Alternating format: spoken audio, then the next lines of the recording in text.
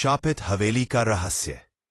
यह कहानी है शिमला से कुछ दूर चीड़ के घने जंगलों के बीच दबी एक पुरानी और विशाल हवेली की, जिसे लोग राजमाता की हवेली कहते थे। लगभग 100 साल पहले इस हवेली में राजमाता गायत्री देवी अपने इकलौते बेटे युवराज विक्रम सिंह के साथ रहती थीं।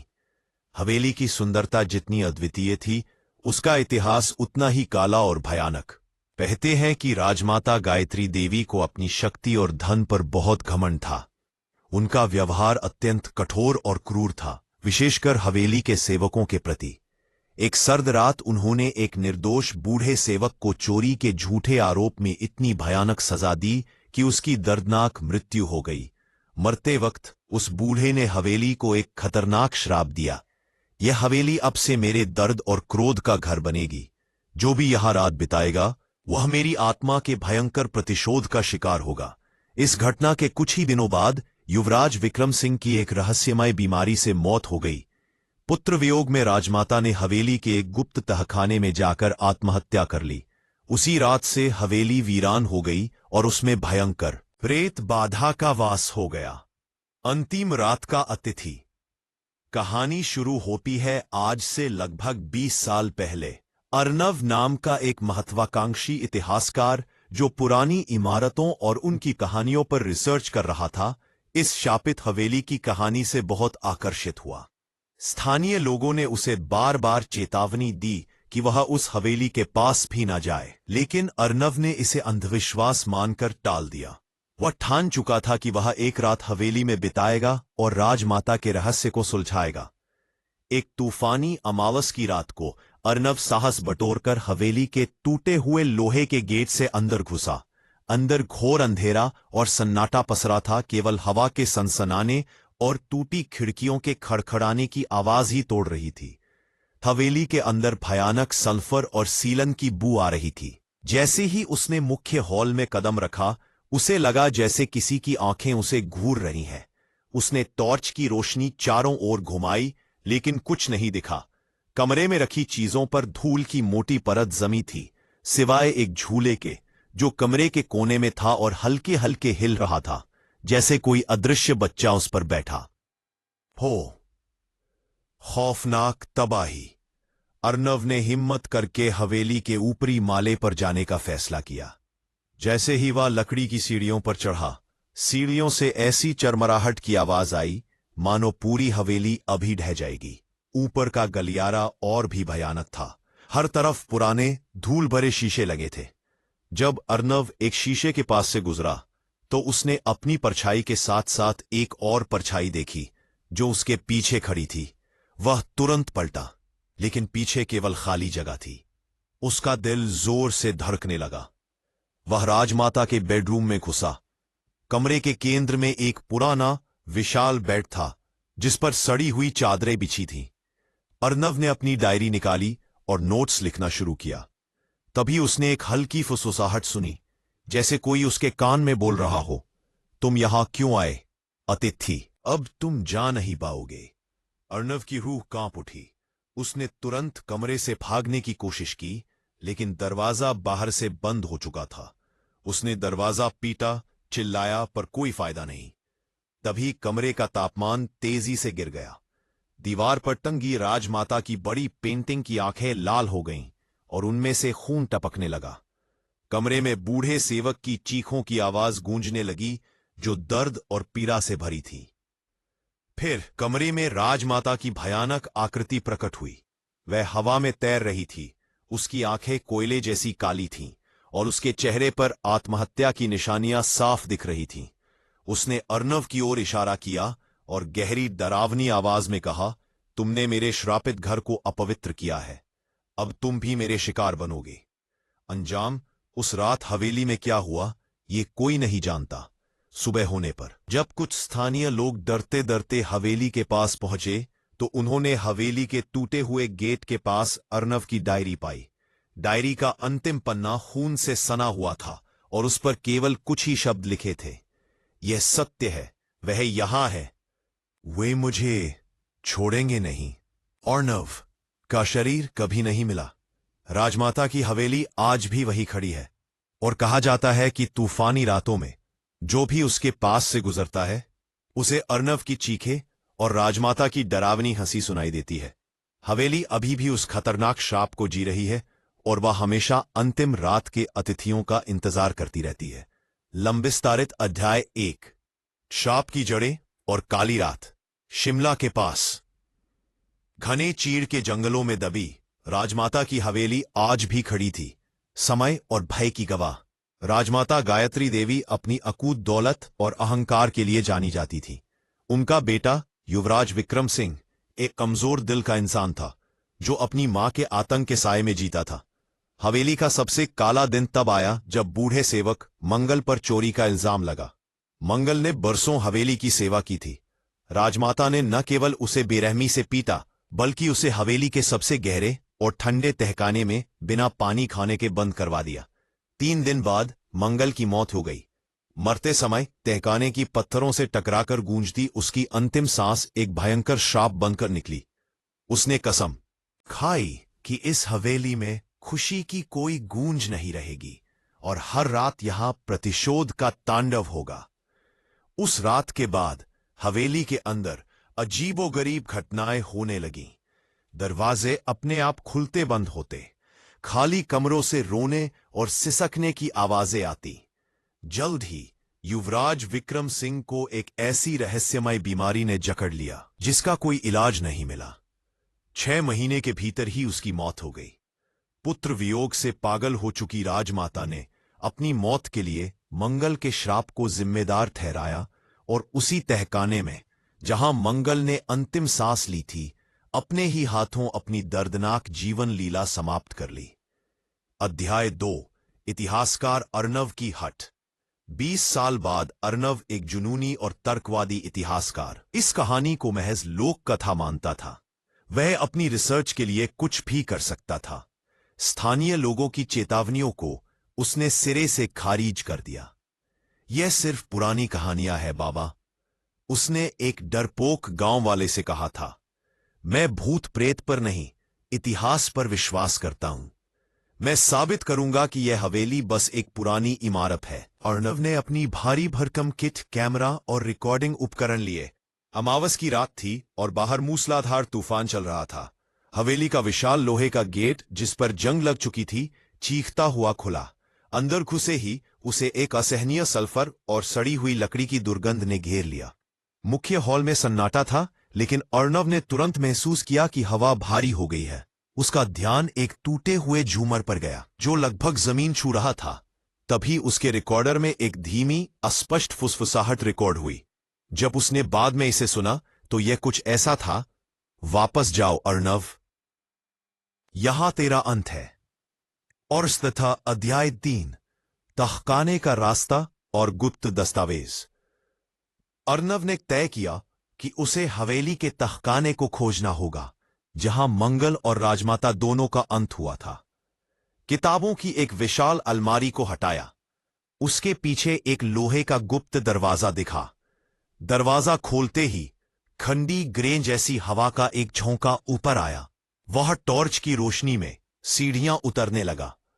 सीढ़ियां फिसलन भरी थीं और काई से ढकी थीं। नीचे एक विशाल पत्थर का कमरा था। चारों ओर लोहे की जंजीरें और पुराने यातना के उपकरण पड़े थे, जो राजमाता की क्रूर शासन की गवाही दे रहे थे। कमरे के बीच में जमीन पर अर्नव को एक धूल भरी डायरी मिली। यह युवराज विक्रम सिंह की डायरी थी। डायरी के पन्ने पीले पड़ चुके थे, लेकिन उसमें हैंडराइटिंग साफ थी। अर्नव ने जैसे ही पन्ने पलटे, एक सफेद धुएं का गोला उसके बगल से गुजरा और तहखाने का दरवाजा धड़ाम से बंद हो गया। डायरी में लिखा था कि चोरी मंगल ने नहीं की थी, बल्कि युवराज खुद अपनी मां के आतंक से तंग आकर हवेली की कीमती चीजें बेच रहा था। उसने मंगल पर इल्जाम डालकर अपनी जान बचाई थी और इस भारी अपराध बोध के कारण ही वह बीमार होकर मर गया था। अर्नव समझ गया, हवेली में 3 आत्माएं थीं, मंगल का प्रतिशोध, विक्रम का अपराध बोध और राजमाता का घमंड और क्रोध। राजमाता का क्रोध और अंतिम हमला। जैसे ही अर्नव ने डायरी बंद की, तहखाने में तापमान 0 के पास पहुंच गया। दीवार पर राजमाता की पेंटिंग जो यहां रखी थी, अचानक हवा में उठ गई। उसकी आंखें अंगारे सी जल उठीं और उसके मुख से एक भयानक पागलपन भरी हंसी निकली। तुमने मेरी सच्चाई जान ली कीड़े, राजमाता की आवाज गूंजी जैसे एक साथ 100 औरतें चिल्ला रही हो। इस सच्चाई के साथ तुम जिंदा नहीं जा सकते। यह जगह मेरी है और तुम हमेशा के लिए मेरे शिकार बनोगे। तहखाने में चारों ओर से विक्रम की दर्द भरी आहें सुनाई देने लगीं। हवा में लोहे की जंजीरों के खींचने की आवाजें आ रही थीं, जैसे बूढ़ा मंगल अपनी जंजीरों से आजाद होने की कोशिश कर रहा हो। अर्नव ने भागने की कोशिश की, लेकिन एक अदृश्य शक्ति ने उसे जमीन पर गिरा दिया। उसके शरीर पर बर्फ जैसी ठंडी उंगलियों का एहसास हुआ। उसे महसूस हुआ कि उसकी आत्मा को खींचा जा रहा है। उसने अपनी डायरी और रिकॉर्डर को दरवाजे के नीचे से बाहर धकेलने की आखिरी कोशिश की। अंतिम क्षण में अर्नव ने अपने सामने राजमाता की भयानक, लंबी और पतली आकृति को देखा, जिसका चेहरा भयंकर क्रोध से विकृत था। अध्याय 5 सन्नाटा और रहस्य का पर्दा। सुबह जब गांव वाले हवेली के पास पहुंचे तो उन्हें बंद दरवाजे के नीचे अर्नव की डायरी और रिकॉर्डर मिले। डायरी के अंतिम पन्ने पर खून से सने कुछ शब्द और 3 अलग अलग प्रकार की चीखों की रिकॉर्डिंग थी, जिनमें से एक चीख अर्नव की थी। गांव वालों ने तहखाने का दरवाजा खोलने की हिम्मत नहीं की। उन्होंने हवेली के मुख्य दरवाजों पर बड़े बड़े ताले लगा दिए और चारों ओर पवित्र धागे बांध दिए। आज भी उस हवेली की ओर देखने वाला हर व्यक्ति जानता है कि वो केवल एक पुरानी इमारत नहीं है। वह क्रोध, अपराध बोध और अंतहीन प्रतिशोध का एक भयानक जेल खाना है। और रात के सन्नाटे में 3 आत्माओं का भयानक द्वंद्व हवेली के अंदर गूंजता रहता है, हमेशा नए और अंतिम अतिथि का इंतजार करता हुआ। तहखाने का गुप्त और डरावना विवरण। दंड की कोठरी सिर्फ वो एक भंडारण कक्ष नहीं था, बल्कि यह राजमाता के शासन की क्रूरता का जीवित प्रमाण था। स्थानीय लोग इसे दंड की कोठरी कहते थे। एक रक्त और यातना के निशान, ब्लड एंड टॉर्चर मार्क्स।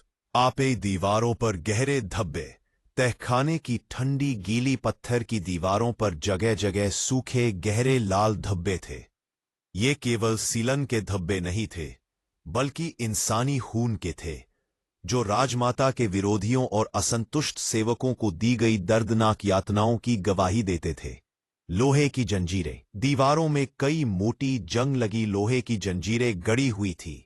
इन जंजीरों में से कुछ अभी भी हवा में झूल रही थी और अर्नव को उन्हें छूने पर अत्यधिक ठंडी ऊर्जा का एहसास हुआ। उसे लगा जैसे उन जंजीरों को छूने पर उसे बूढ़े सेवक मंगल की अंतिम चीख सुनाई दी हो। भूतिया उपकरण। कमरे के एक कोने में कुछ अजीब और भयावह वस्तुएं रखी थीं। कुछ लोहे के नुकीले औजार और एक टूटी हुई लकड़ी की चौकी, जिसका उपयोग लोगों को बांधकर पीटने के लिए किया जाता था। उन उपकरणों से अब भी सल्फर की तेज दुर्गंध आ रही थी, जो दुष्ट आत्माओं की उपस्थिति का संकेत देती है। 2. राजमाता का गुप्त खजाना, द सीक्रेट ट्रेजर।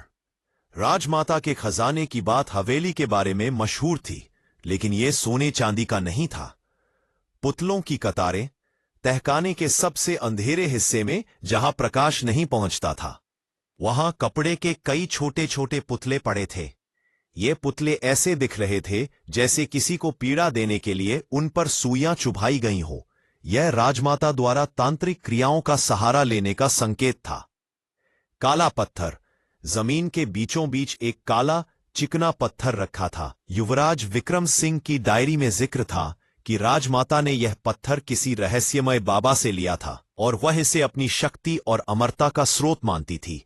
जब अर्नव ने गलती से उस पत्थर को छुआ तो उसके हाथ में बिजली का तेज झटका लगा और हवेली की बत्तियां बुझ गईं। अंतिम अवशेष और गूंज।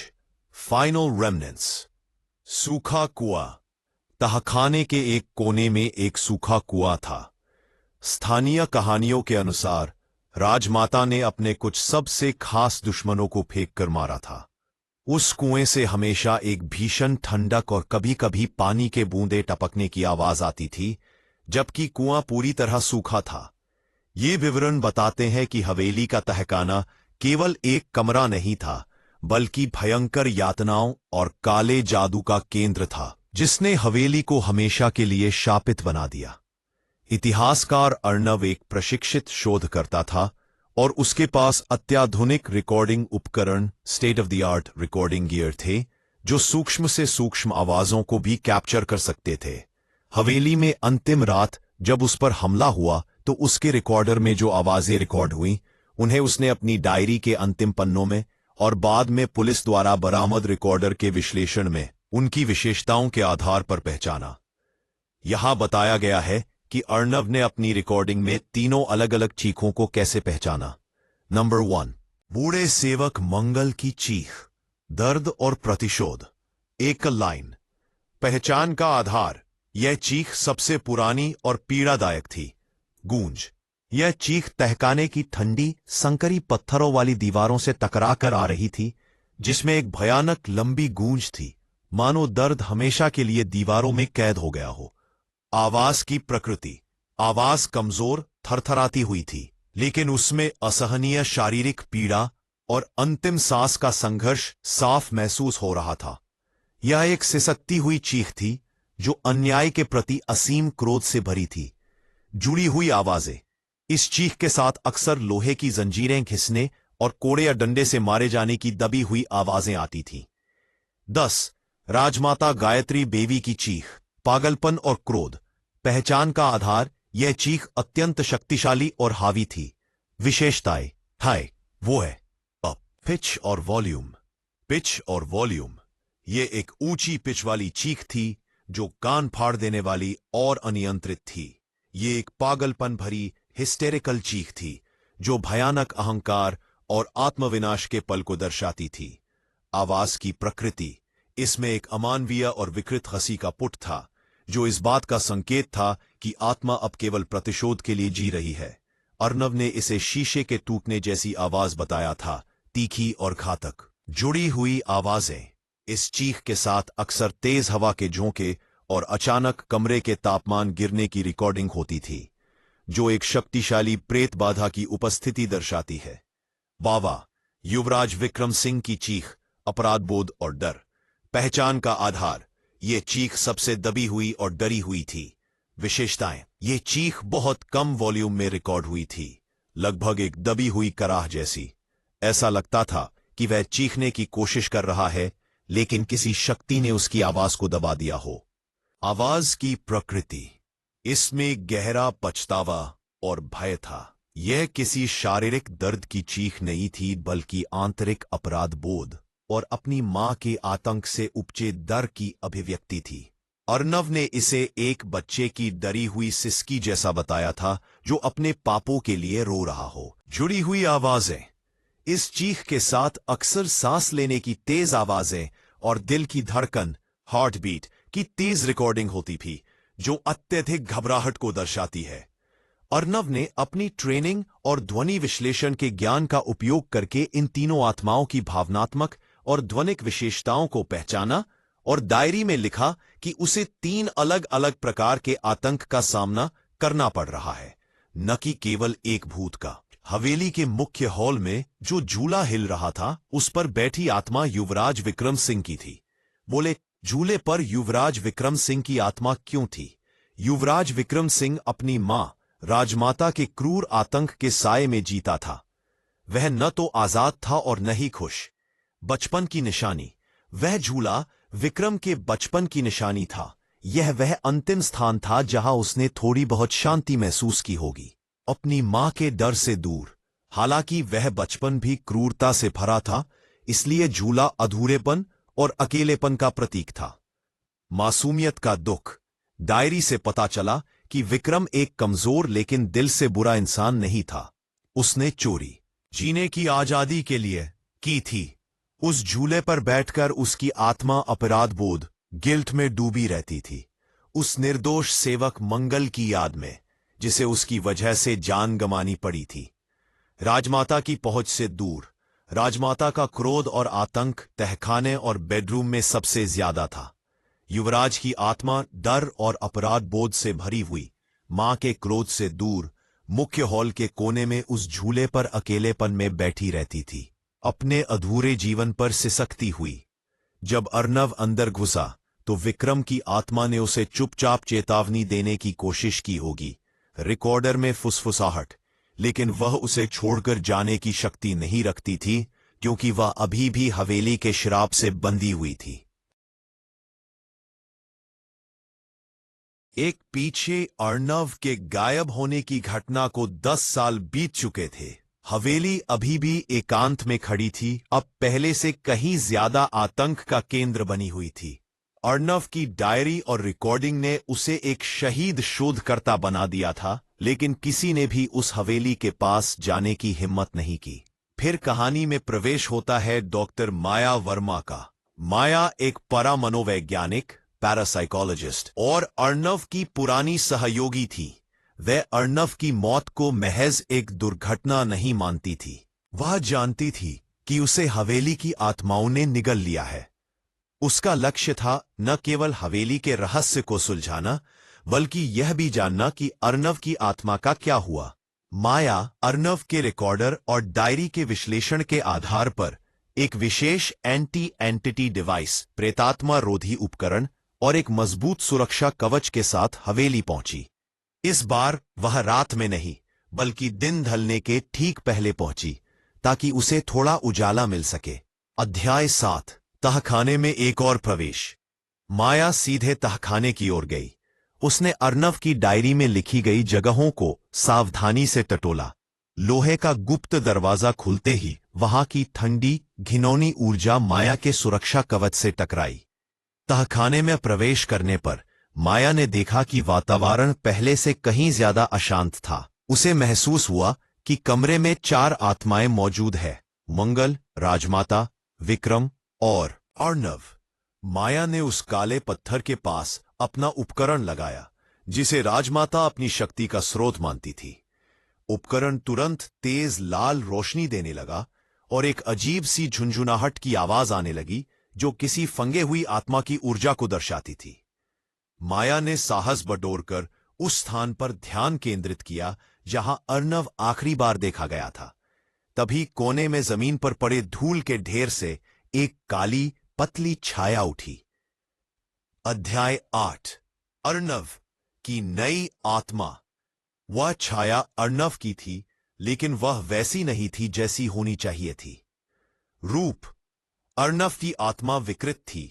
उसका चेहरा घोर भय से जमा हुआ था और उसके हाथ पांव जंजीरों से बंधे हुए प्रतीत हो रहे थे, हालांकि वहां कोई जंजीर नहीं थी। उसकी आंखें निर्जीव थीं। दोषी आत्मा, गिल्टी सोल। राजमाता ने अर्नव को मारने के बाद उसकी आत्मा को मंगल और विक्रम की आत्माओं के बीच फंसा दिया था। राजमाता का मानना था कि अर्नव ने सच्चाई उजागर करके उसे अंतिम बार धोखा दिया था, इसलिए वह अब मंगल के श्राप और विक्रम के अपराध बोध दोनों का बोझ ढोने के लिए मजबूर था। अर्नव की आत्मा ने माया को देखा, लेकिन वह फुसफुसाने या चेतावनी देने में असमर्थ थी। वह बस अपने हाथों से कमजोर इशारे कर रही थी, जिसका मतलब था, भाग जाओ, मुझे बचाओ, मैं यहां फंस गया हूं। तभी तहखाने का दरवाजा फिर से जोर से बंद हुआ। राजमाता की भयानक हंसी गूंजी और चारों ओर हवा में मंगल की जंजीरें घिसने की आवाजें और विक्रम की सिसकियां सुनाई देने लगीं। राजमाता की छाया अब पहले से ज्यादा बड़ी और क्रूर लग रही थी। उसने माया की ओर बढ़ना शुरू कर दिया। अध्याय 9, हवेली का अंत और अंतिम विदाई। माया जानती थी कि वह 4 शक्तिशाली आत्माओं से लड़ नहीं सकती। उसे इस श्राप के केंद्र को तोड़ना होगा।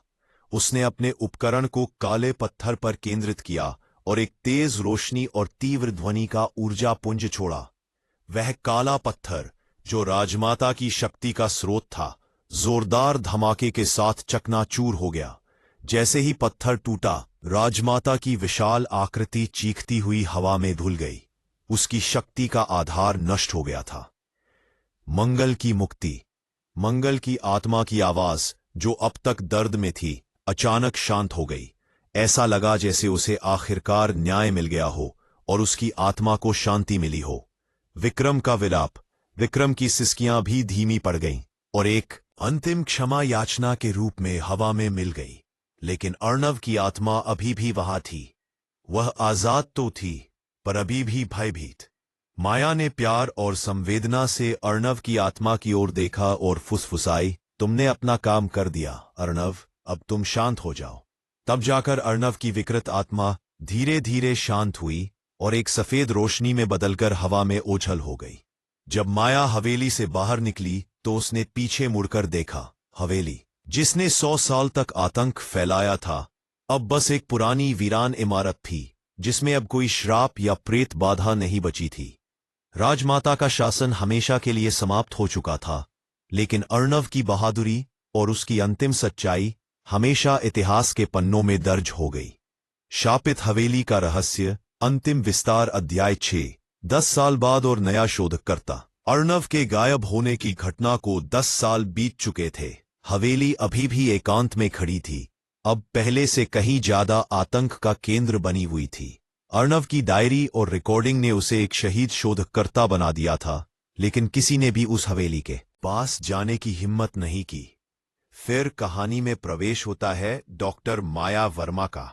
माया एक परा मनोवैज्ञानिक, पैरासाइकोलॉजिस्ट और अर्णव की पुरानी सहयोगी थी। वह अर्णव की मौत को महज एक दुर्घटना नहीं मानती थी।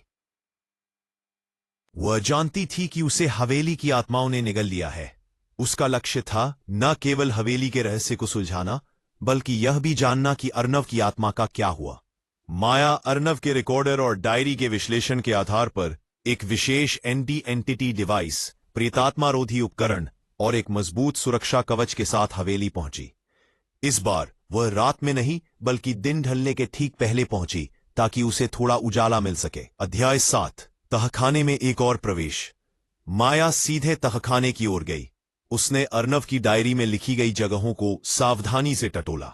लोहे का गुप्त दरवाजा खुलते ही वहां की ठंडी घिनौनी ऊर्जा माया के सुरक्षा कवच से टकराई। तहखाने में प्रवेश करने पर माया ने देखा कि वातावरण पहले से कहीं ज्यादा अशांत था।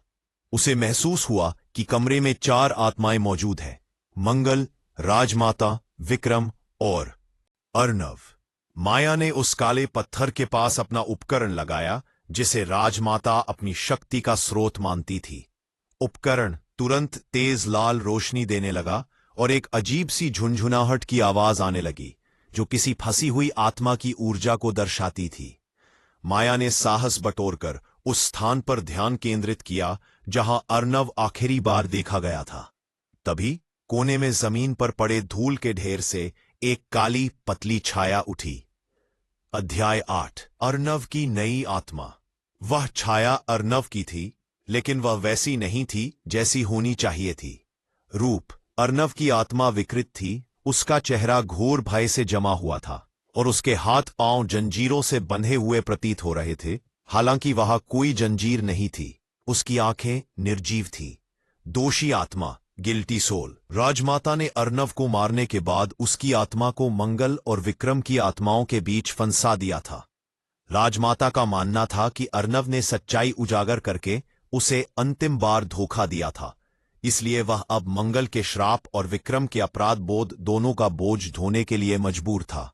अर्णव की आत्मा ने माया को देखा, लेकिन वह फुसफुसाने या चेतावनी देने में असमर्थ थी।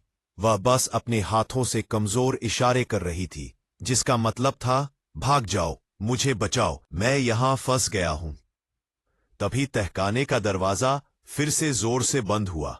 राजमाता की भयानक हंसी गूंज और चारों ओर हवा में मंगल की जंजीरें घिसने की आवाजें और विक्रम की सिसकियां सुनाई देने लगीं।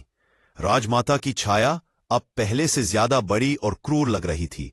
उसने माया की ओर बढ़ना शुरू कर दिया। अध्याय 9। हवेली का अंत और अंतिम विदाई।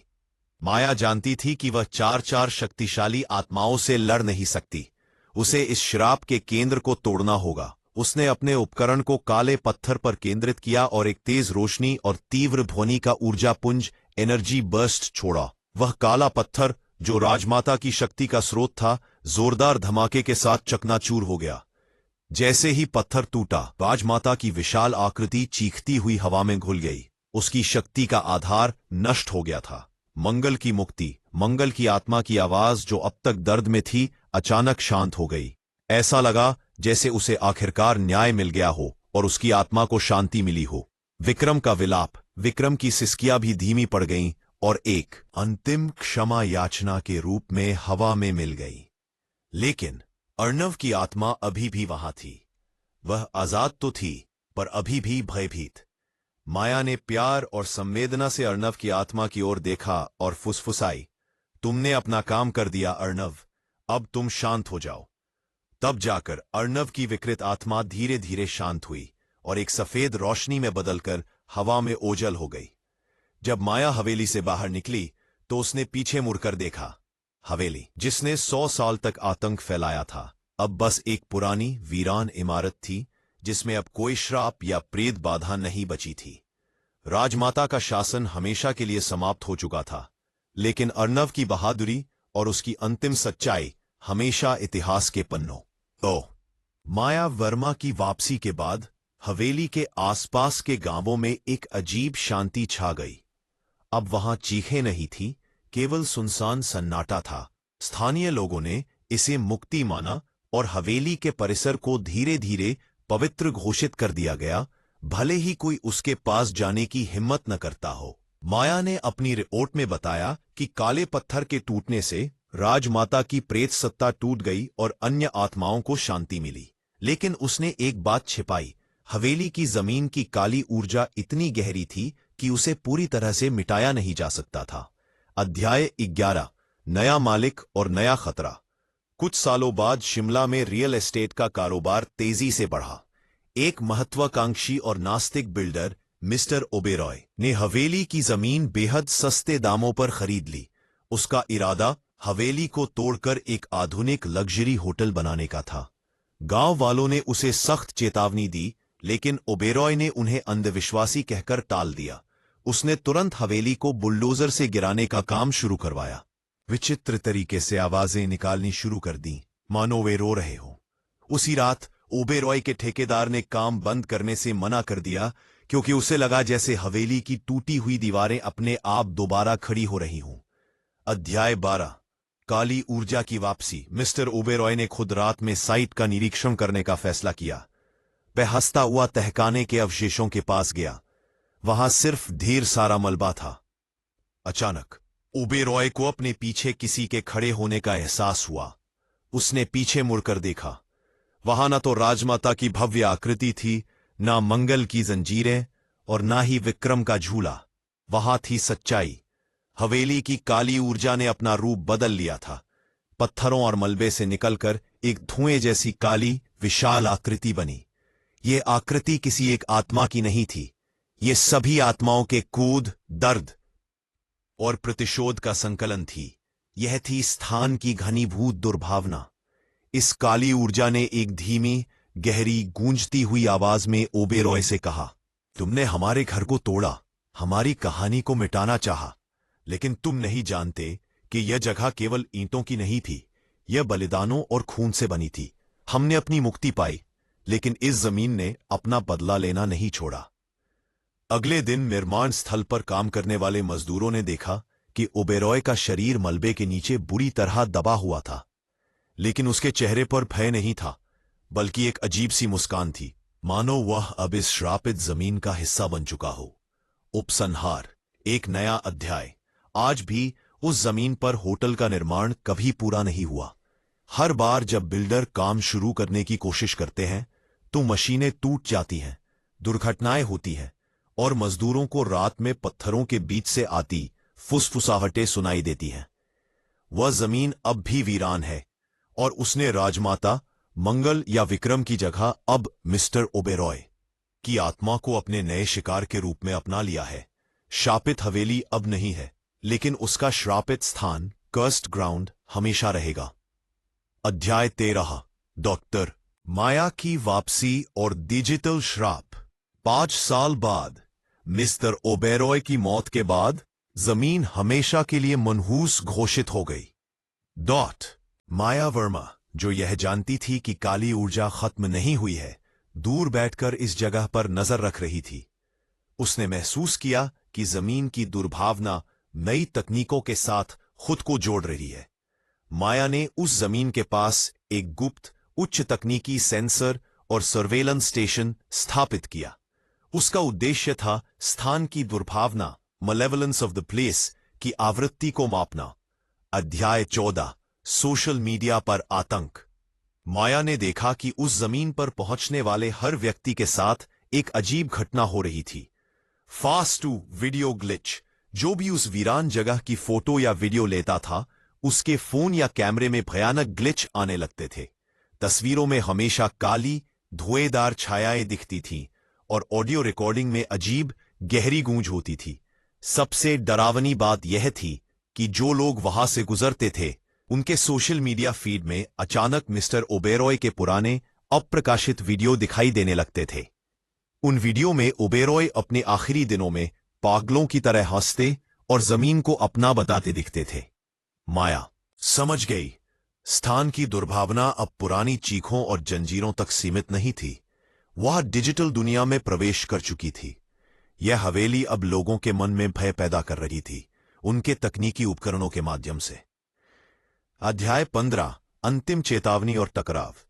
एक रात माया अपने सर्वेलेंस स्टेशन में बैठी थी। स्क्रीन पर जमीन की ऊर्जा आवृत्ति खतरनाक स्तर तक पहुंच गई थी। अचानक स्टेशन की बिजली गुल हो गई। इमरजेंसी लाइट जली और माया के लैपटॉप पर एक ही संदेश फ्लैश हुआ। यह राजमाता की नहीं, बल्कि उस सामूहिक दुर्भावना की आवाज थी। तुमने सोचा कि हमें मार दिया? नहीं माया, हम केवल बदल गए हैं। इस डिजिटल युग में डर की कोई दीवार नहीं होती। हम अब हर उस स्क्रीन में हैं जो इस जमीन को छूती है। तुम हमें अब तोड़ नहीं सकती, हम सबके दिमाग में है। एक पेज। माया समझ गई कि अब यह लड़ाई भौतिक नहीं है। उसने तुरंत एक वायरस तैयार किया जो उस विशेष ऊर्जा आवृत्ति पर काम कर सके। जब उसने वायरस को अपलोड करने की कोशिश की, तो अचानक उसके सामने रखे सभी मॉनिटर काले पड़ गए और उन पर हजारों आंखें दिखने लगी। ये आंखें मंगल, विक्रम, राजमाता और ओबेरॉय की थी, जो एक डरावनी संयुक्त काया में मिल चुकी थी। माया ने साहस नहीं खोया। उसने चिल्लाकर कहा, तुम केवल एक आवृत्ति हो ऊर्जा, और हर ऊर्जा को पुनर्व्यवस्थित किया जा सकता है। उसने अंतिम कोड डाला। स्टेशन से एक तीव्र सफेद प्रकाश निकला, जिसने सारे गैजेट्स को जला दिया। अगले पल सन्नाटा। डॉक्ट। माया वर्मा स्टेशन से बाहर निकलकर भागी। वह जानती थी कि उसने दुर्भावना को नष्ट नहीं किया है, बल्कि उसे वापस जमीन के नीचे धकेल दिया है। आज भी उस जमीन के पास से गुजरने वाले हर व्यक्ति को अपने फोन में एक छोटा सा अनदेखा ग्लिच महसूस होता है। 1 सेकंड का फ्रीज, एक बेतरतीब फुसफुसाहट। यह ग्लिच इस बात का प्रमाण है कि शापित स्थान इंतजार कर रहा है। वह इंतजार कर रहा है कि कोई नया मालिक आए, कोई नया शोधकर्ता आए, या कोई नया डिजिटल माध्यम मिले, ताकि वह अपनी काली ऊर्जा को फिर से पूरी दुनिया में फैला सके। हवेली की कहानी अब खत्म हो चुकी है, लेकिन उस शापित जमीन पर आतंक का अपलोड अभी भी लंबित, पेंडिंग है।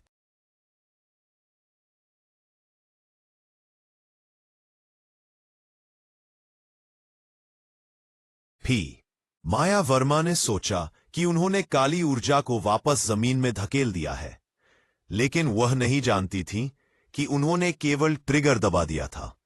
उस तीव्र ऊर्जा विस्फोट ने, जिसे माया ने वायरस माना था, वास्तव में जमीन की दुर्भावना को एक अस्थायी डिजिटल रूप दे दिया था, जिसने उसे अंतरिक्ष में मौजूद सैटेलाइट नेटवर्कों तक पहुंचने का रास्ता दिखा दिया।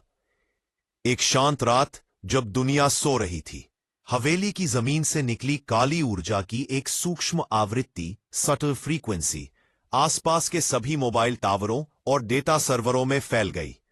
डिजिटल आत्मा, द डिजिटल सोल। अगली सुबह दुनिया भर में अजीबोगरीब घटनाएं हुई। झूले पर संदेश। जिन लोगों ने कभी उस हवेली के बारे में ऑनलाइन सर्च किया था, उनके कंप्यूटर स्क्रीन पर अचानक वही झूला दिखाई देने लगा, जो मुख्य हॉल में था, और वह धीरे धीरे हिल रहा था। मंगल की सिसकियां। कई लोगों को अपने हेडफोन और स्पीकरों से अजीब, पुरानी, दर्द भरी सिसकियां सुनाई देने लगी, भले ही वे कोई गाना न सुन रहे हों। यह बूढ़े सेवक मंगल की पीड़ा थी, जो अब एक ऑडियो बग बन गई। फी राजमाता का चेहरा। वीडियो कॉन्फ्रेंसिंग जूम मीट के दौरान कुछ मिलीसेकंड के लिए लोगों के सहकर्मियों या मित्रों के चेहरे पर एक पागलपन भरी क्रूर मुस्कान राजमाता की चमकती